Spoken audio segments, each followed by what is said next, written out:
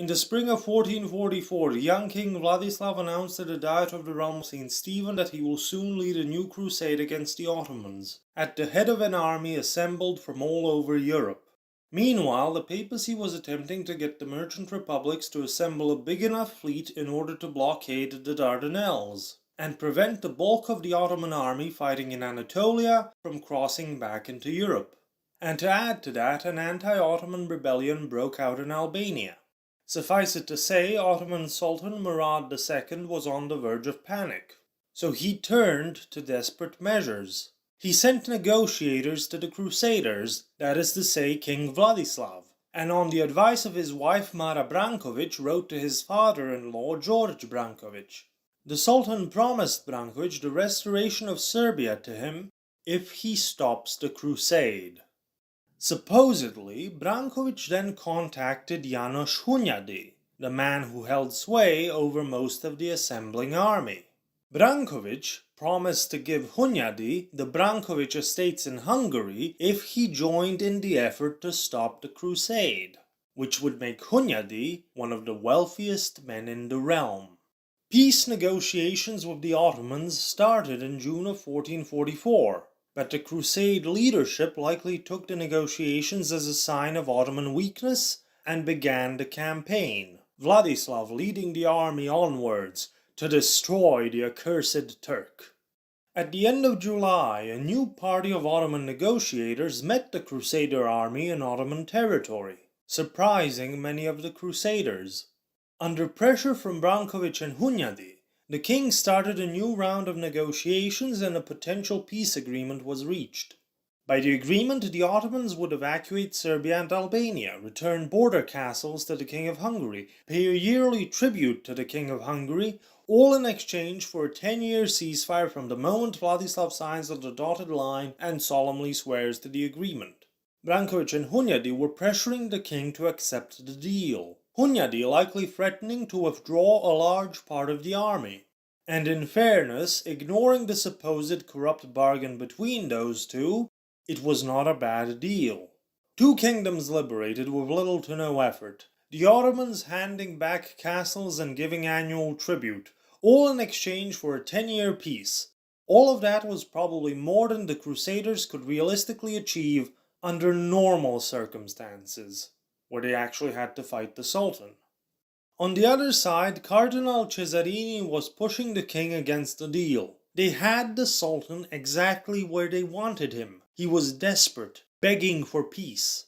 A 10-year truce would mean that all of the efforts of the Holy See to push the Ottomans out of Europe and reunite East and West would be for naught.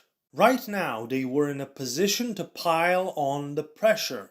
There likely wouldn't be another chance like this in another 10 years, maybe not 50 years, 100 or 255 years. At the start of August, Cardinal Cesarini came up with a solution to satisfy both parties in the Crusader camp. A very pragmatic, and some would say dishonorable and despicable solution.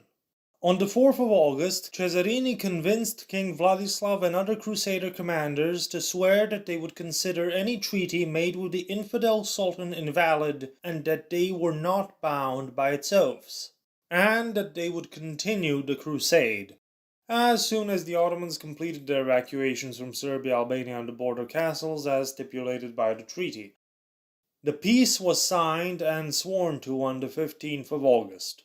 János Hunyadi signed in the name of King Vladislav III of Poland-Lithuania and first of Hungary and Croatia. After the peace was signed, the Sultan appears to have been none the wiser to the treachery.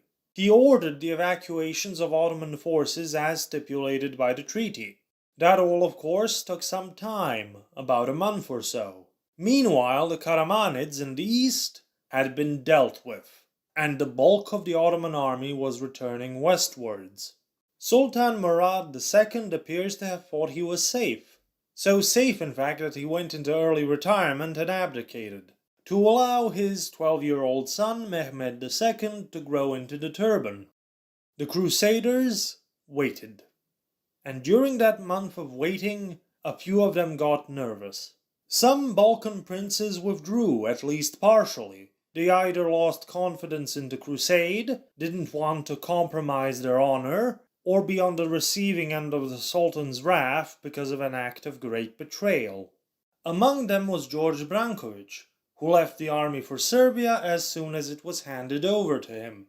At some point during all this, Branković handed over his estates in Hungary to Hunyadi. Hunyadi was not exactly happy that his co-conspirator was going to escape with his honor intact and get rewarded for it, so he appears to have voiced his displeasure to the king and Cesarini. To keep Hunyadi and most of the Crusader army in the fight, Cesarini and the king agreed to give Hunyadi the crown of Bulgaria, when all of this inevitably succeeds.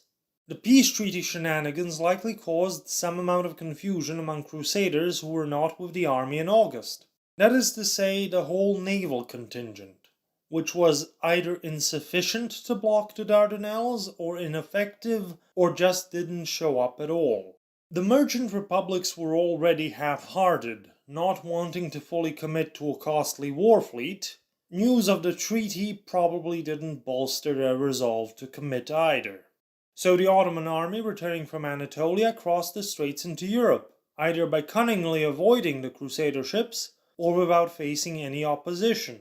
When the Crusaders resumed the campaign in late September and marched along the Danube, Sultan Emeritus Murad II was angry. He had been swindled in the most dishonorable fashion, and on the 10th of November 1444, battle began near Varna. The Ottoman forces, allegedly fighting under a banner with the broken treaty nailed to it, dealt a catastrophic defeat to the Crusader forces. Cardinal Cesarini was killed. So was Vladislav, by the grace of God, King of Poland, Hungary, Dalmatia, Croatia, etc., and Supreme Prince of Lithuania. Killed as he led a charge directly for the Sultan. The slain king's head was then stuck on a pike for his treachery. János Hunyadi managed to escape the catastrophe with his life.